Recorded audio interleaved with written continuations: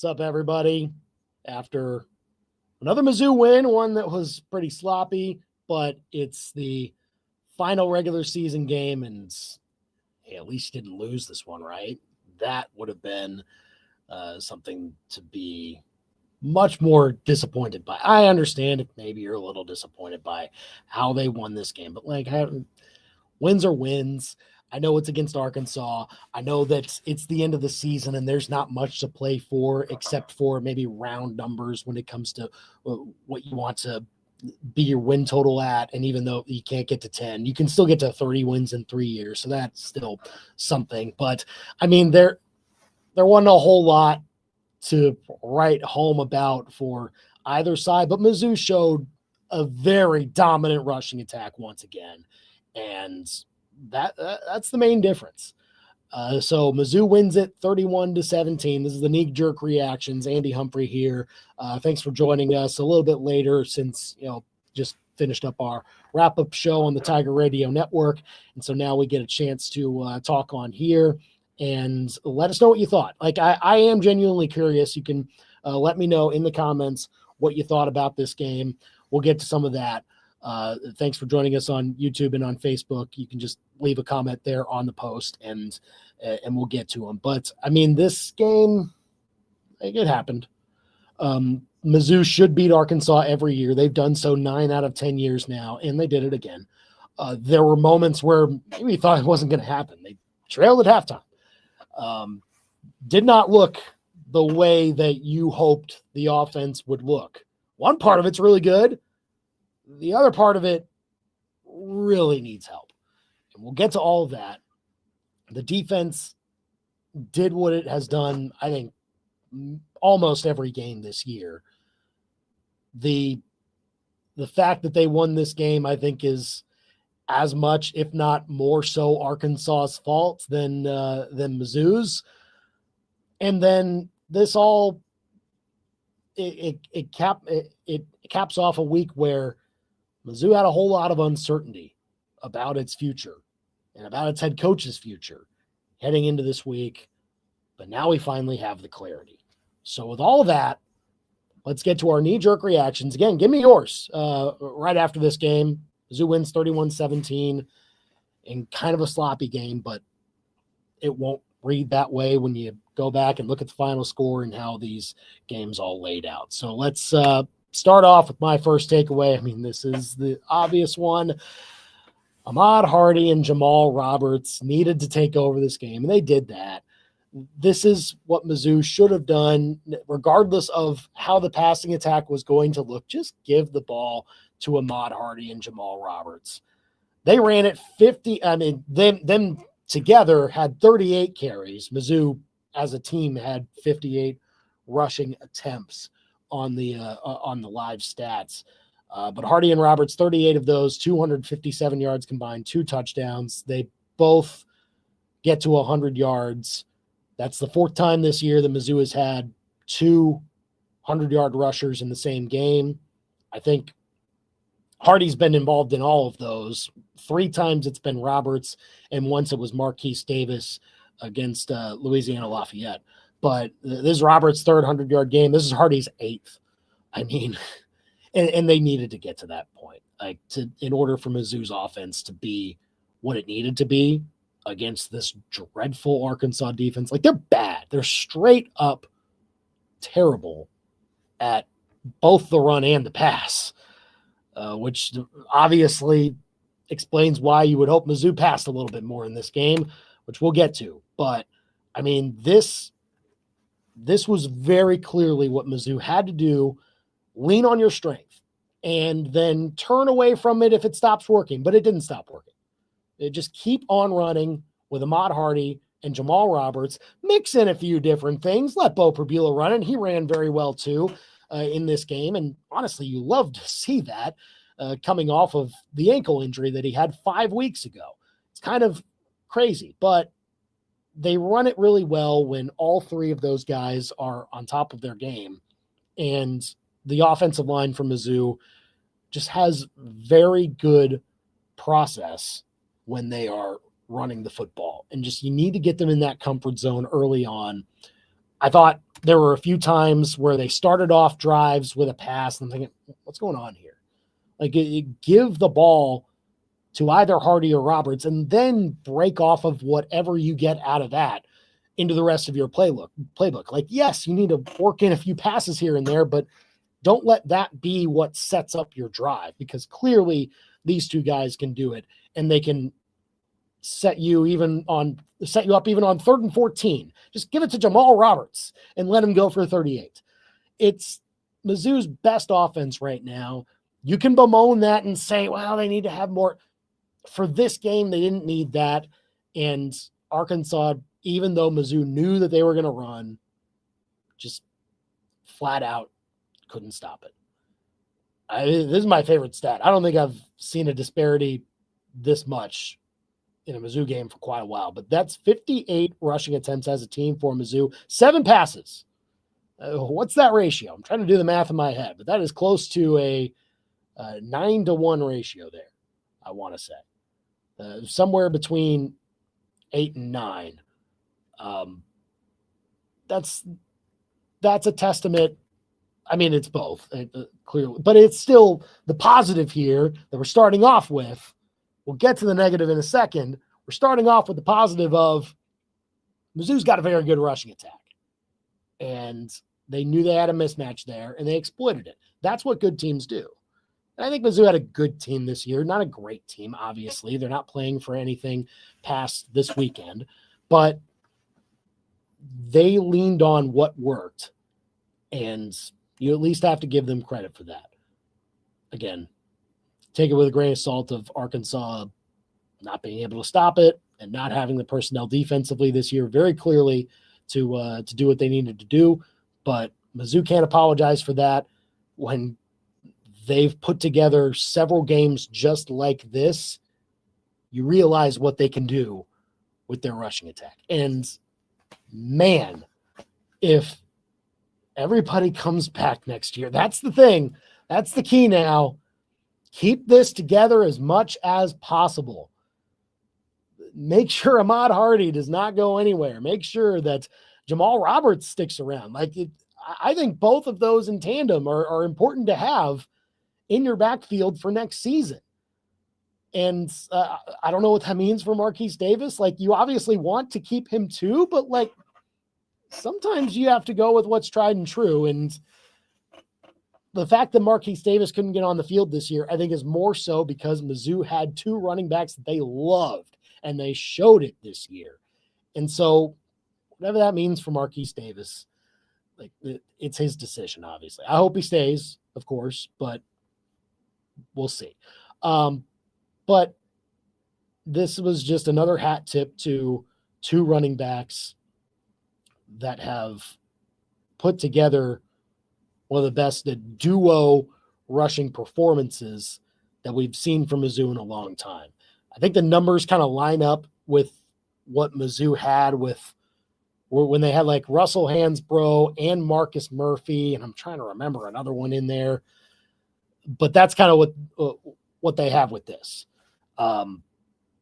This is one of the best rushing duos in the country, obviously, maybe the best. Clearly in the SEC it is, and I think they showed it again.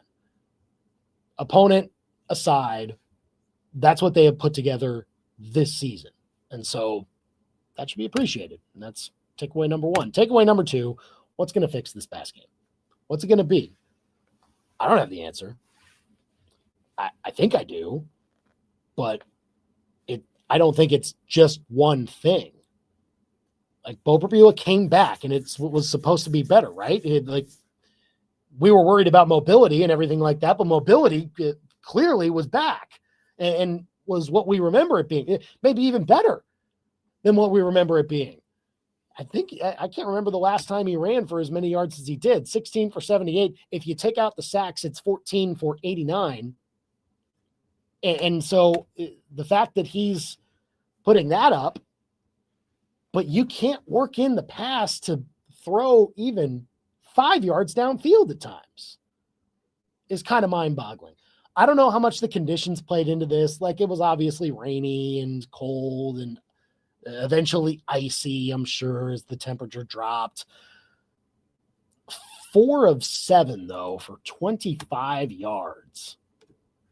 Like, obviously, they didn't pass it. They didn't call upon him to pass it a whole lot because the run was working. But, like, that needs to be higher, right? You obviously can't navigate through a season with that potentially on the table, even one of those type of performances. So, look, Bo Pribula has played below expectations this year. I don't know how below compared to what they should have been, because I think going into the year, they were already pretty overblown. The first year as a starter, he's got to work into a new offense. He has to know how to navigate a full game at this level. It's just different. And so I don't think we should have expected the world out of him, but certainly, and look, we don't know how healthy he is. Clearly, like, we can expect that he probably isn't 100%, even though he looks very good running the football. But this has certainly regressed ever since conference play started. And so you have to pinpoint whether it's him or whether it's what he was being called to do or how the offense is designed around him. Whatever it is, something's got to change. So, like, if you say it needs to be Bo that gets switched out and you for sure go with Matt Zowers next year, fine. If you think it has to be an offensive coordinator change, fine. I don't know the clear answer. But now it's going to be Eli Drinkwitz's biggest problem to solve for 2026. You've got the run game that you want. That's been able to pace you for your entire tenure here, really. This could be the 3rd season in 5 years that you have somebody break the single season rushing total here at Mizzou, or single season rushing record. Clearly the run game's fine, but you have not been able to have a consistent enough pass game to really take your offense to the feared level, right? And so now, I don't know if that means you dip into the portal again. I think you only do that if Pribula decides to go. Then you bring in somebody else to compete with Zowers, but you probably still like Zowers to win that job, and maybe he gets a leg up because he's been here, and the other guys really got to impress in order to actually win it. But I think if Pribula stays, then I think you have a competition. And if they're even, I would think that because Zowers is younger and you can get more potentially out of him, and you've already burned a red shirt, so you've got to find ways to use him somehow, then would they go to that? I'm not sure. It's a very challenging question with no clear answer. If it involves a different offensive coordinator, that complicates it even more. So I don't know, but that's clearly what held Mizzou back this year, is that when they needed to throw, they could not do so consistently. Like, when they had a few games where their run game couldn't keep them on schedule and they were forced into so many 3rd and long situations, pass game just could not consistently come up with the right play. And so that's what has to be fixed. And it is not an easy one. So we'll be looking to that. We're not going to see, I think, anything different with Mizzou's bowl game, obviously. But next year, this is what I think we're going to be talking about until our faces are blue. How is Mizzou going to throw the football more effectively in 2026? Because if you're still talking about, even through the Drinkwitz extension, if you're still talking through, man, he's got to win that big game in order for me to really buy into this heading in the right direction. Well, I think that it starts with this question right here.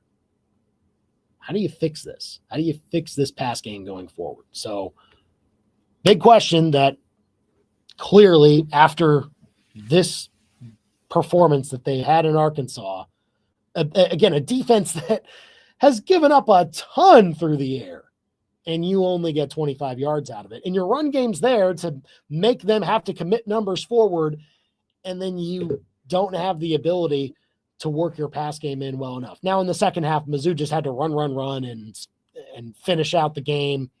And clearly it was the one way that they can move the football, so they didn't go away with it, and that's what they should have done. And that's why the numbers got so lopsided there between the run and pass. But early in the game, when you can't sustain drives well enough to have the lead at halftime, that's why the questions pop up so much after this game. But 25 yards speaks for itself, like, if we're being totally honest. All right, third thing, defense knew how to close. Arkansas's offense is what made the point spread what it was. It's what made the total what it was. They know how to score points. Mizzou held them scoreless in the second half, held them to 73 yards total in the second half. And on the game, they only gave up 246 total yards of offense. They average 474 per game. That's 10th in all of FBS. So that's a what? About a 230-yard difference between what they average and what Mizzou allowed for them in this game. Like, I get it. They only have 2 wins. They don't have any conference wins. They're going to finish that way. But the good part about this team, the great part even, was the offense. And Mizzou pretty well shut that down after halftime. Forced 4 punts, forced 3 3-and-outs. They did have a field goal attempt, which they missed. And so the way that Mizzou's defense, I think time and again this year, has been able to make adjustments at halftime and close the way that they needed to, even in games that they lost. Last week, they allowed Oklahoma to drive down the field and get a field goal, but then they forced 6 straight punts after that. Like, second half has been nails for Corey Batoon's group. And again, they get 4 sacks today, 8 tackles for loss. Like, there are guys that will be drafted from this unit. I think it'll be interesting now to see if that was Damon Wilson's last game as a Tiger, whether he's going to declare and skip the bowl game. I don't know what Chris McClellan, he's out of eligibility, but I wonder if he'll still play the bowl game and try to keep with the team, even though he might look at the NFL draft too. Trotter is here. Like, he's not draft eligible yet. Of course, you got to keep him, right? But I don't imagine that Mizzou will feel like that's unlikely. And so there are several guys on this defense that you would love to keep around, because this unit's gotten better and better as the season has gone on. And look, I know there were some moments early in the game where you're thinking, are they playing too soft in the secondary? But they clamped that down as effectively as you can in the middle of a game, and had to deal with 2 quarterbacks, of course, while it was happening, which is kind of odd. We'll get to that. But, I mean, this defense knows how to come with the heat when they need to in the second half of games. And it's what allowed Mizzou to come back against Kansas and against South Carolina. And I guess technically this was a comeback win today. So that is a huge hats off to Corey Batoon and what he's been able to do this year with this group. That, again, has a lot of talent, has a lot of depth, but we did have a few question marks about it coming into the season.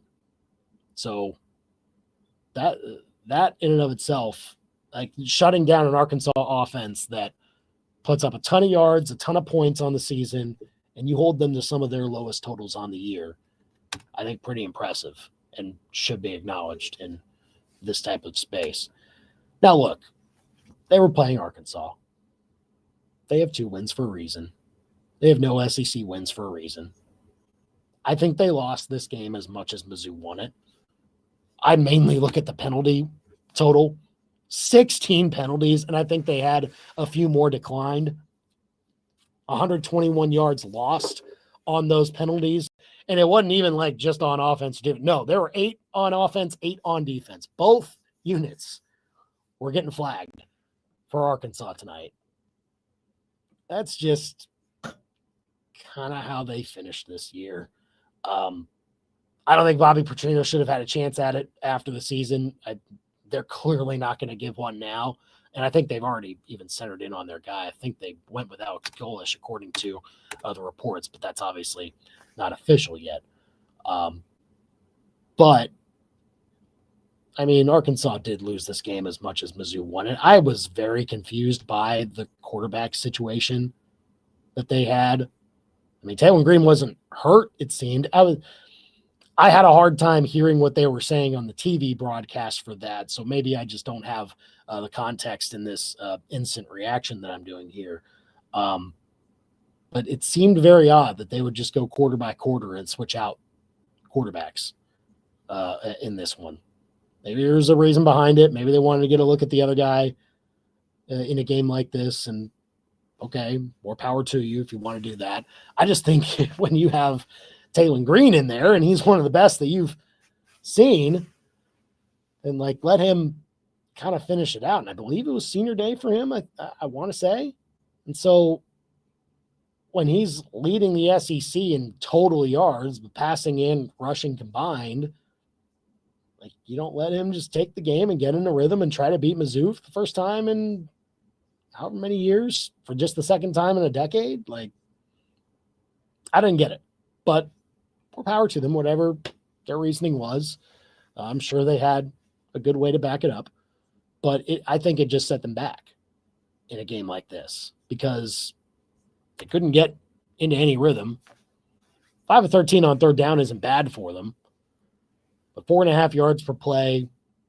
They clearly didn't run the football well enough, but they got enough through the passing game with some explosives that allowed them to get in this. And I mean, the defensive touchdown, like that's not on Arkansas, obviously. That is clearly on Bo Perbula having it slip out of his hands.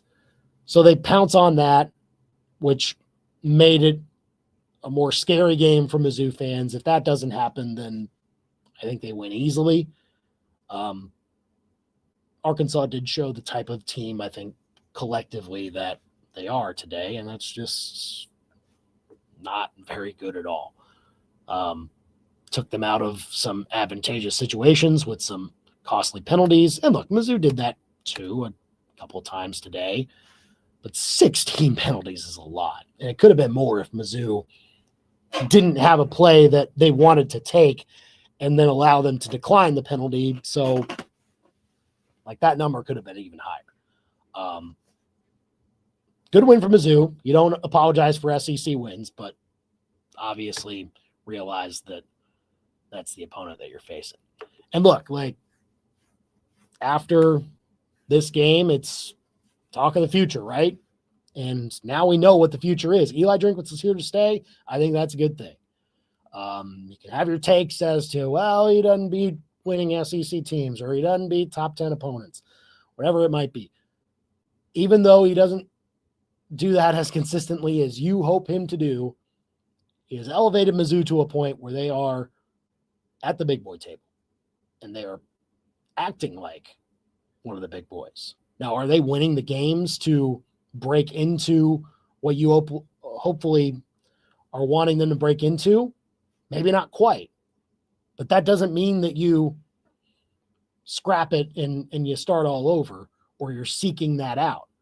I think if Eli Drinkwitz had left for a new job, and that's like that would have put Mizzou back into a spot where they have to spin the wheel and see what they get as far as a head coach, because you just never know. You've got a guy that has clearly elevated you to spots where you haven't been in quite a while. So you try to lock that down as much as possible. Like if you're gawking at the number of 10.75 million, yeah, guys, that's what it takes. That's what the number should be for big time head coaches at big time schools that consistently put themselves in position to have 10-win seasons or playoff berths or things like that. Mizzou would have been in the playoff 2 years ago if it had expanded a year earlier like it was supposed to be through the reporting, but the whole alliance thing between the Big Ten and the ACC and the Big 12 halted things, and so they expanded it a year later, and Mizzou didn't get to be in the playoff in the year where they had 10 regular season wins. And then last year they come probably a game short. I think it mattered which game it was. Like, you can't get blown out the way that you did on the road against A&M and Alabama, but you're right there once again, and you get to 10 wins anyway, and that's back-to-back 10-win seasons, which hasn't happened a whole lot. You do fall short of 3 straight 10-win seasons, which just never happened at Mizzou, but you can get to 30 wins in 3 years combined with a win in the bowl game coming up, and that will have only happened once. I think Pinkel did that between 07 and 10, where they technically had 40 wins in 4 seasons. So when we're talking about that type of air, you lock down your coach. You make sure he doesn't take any more calls, that he is for sure going to coach your team next season. And then sure, you might have to worry about the coaching carousel again. Who knows? I think this one was kind of unique.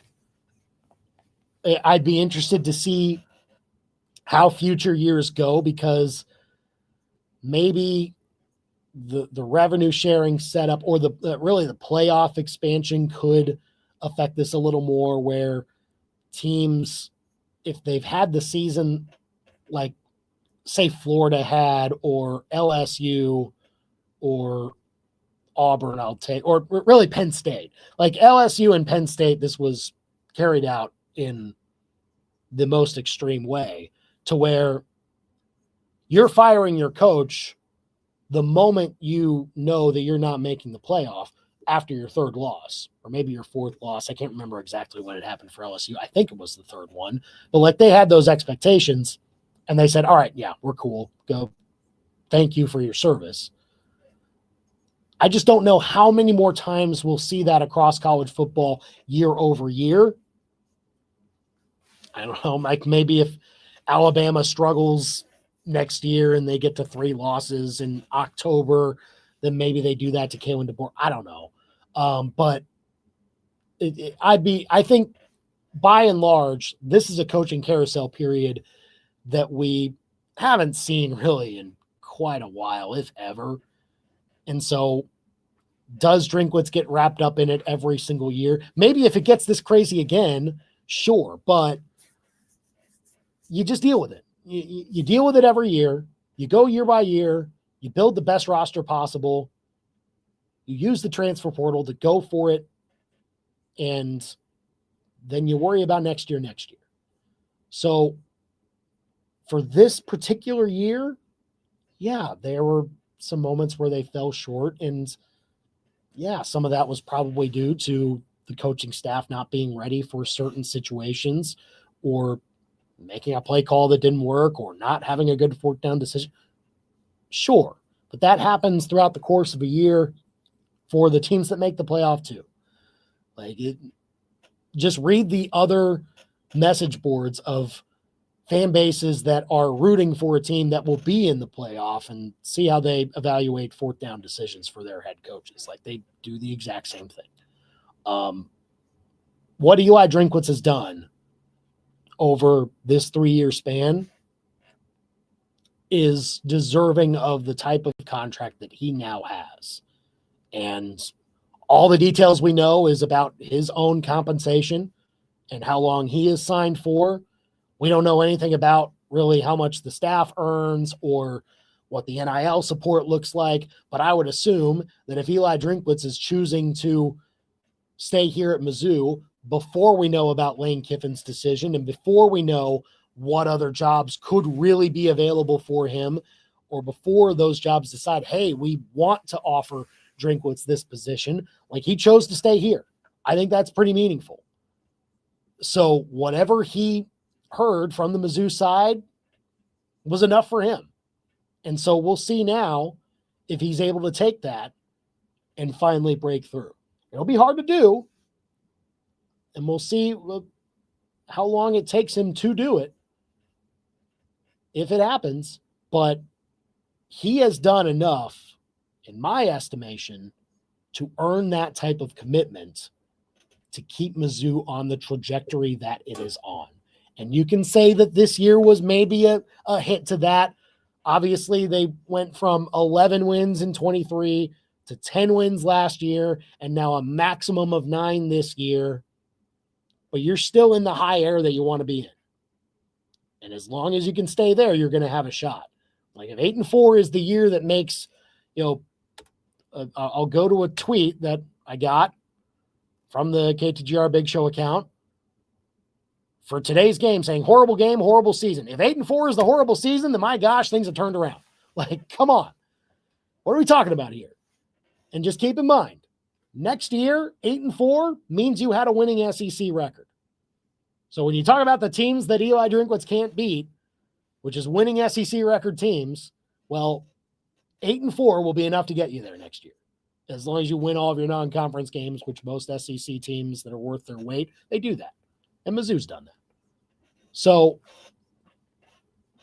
this is an excellent development for Mizzou's 2026 season. That Eli Drinkwitz will be at the helm of it once again. You can get your ducks in a row for this transfer portal period, which will obviously be a little different because, as Eli Drinkwitz talked about earlier this week, you're only going to have 2 weeks to essentially add all of your players, and then that's it. You don't have a spring portal period. So it's going to really get off and running in early January, and in that month, you basically got to have your whole roster set, which is going to be difficult. We'll see how that goes, but now that you know that it's going to be Eli Drinkwitz leading the charge, good deal. You're now set. You don't have to worry about him taking another job, and you've got to now take some time to hire a new coach. And is he going to get enough support? And are players going to stick around for that? Don't have to worry about that anymore. So now you have more of a chance to keep guys like Matt Zowers and Donovan Olubade and Ahmad Hardy and Josiah Trotter, so many others. So good news that Eli Drinkwitz is here to stay. That was the Thanksgiving gift. And then he followed that up 2 days later by getting a win. Look, it wasn't the prettiest of victories, but you don't apologize for getting victories in this league, no matter how they look. So those are the knee-jerk reactions for today. Again, you can leave a comment below. Let us know what you thought about this game. Let us know what you think about Eli Drinkwitz's contract extension as well. Kind of the first time that we've gotten a chance to talk to you guys since that has happened over the Thanksgiving holiday. But let me know what you think about this year, this game, and what the future could hold. We'll obviously talk more about it on Monday. Brendan and I will go over this game, what the contract extension means, and everything else that'll be pertaining to Mizzou football on the Big Show on Monday from 4 to 6. Be sure to join us for that, and we'll see you soon. Thanks for joining us here on the Knee Jerk Reactions.